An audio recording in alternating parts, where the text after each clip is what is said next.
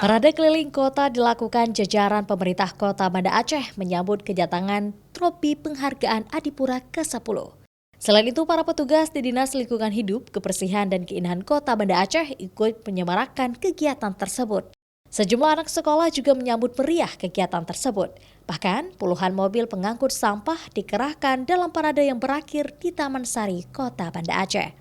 Pemerintah Kota Banda Aceh mengapresiasi kinerja semua pihak dalam mendapatkan piala tersebut. Saat ini, Kota Banda Aceh dianggap telah mampu mandiri, menjaga lingkungan tetap aman, nyaman, dan bersih. Masyarakat Kota Banda Aceh yang selama ini terus berpartisipasi menjaga kebersihan sehingga Banda Aceh ini indah, bersih, dan nyaman untuk masyarakat luar. Dan penilaian Adipura ini merupakan wujud keberhasilan kita semua. Jadi seluruh stakeholder, masyarakat, petugas, mari kita bahu-membahu untuk menjaga kebersihan. Mudah-mudahan Banda Aceh ke depan terus mempertahankan menjadi kota Adipura. Kalau kita lihat sekarang ya udah mulai mantap lah. Udah mulai banyak kesadarannya. Kalau mungkin dulu belum terlalu ya, tapi kalau udah sekarang insya Allah udah lumayan lah.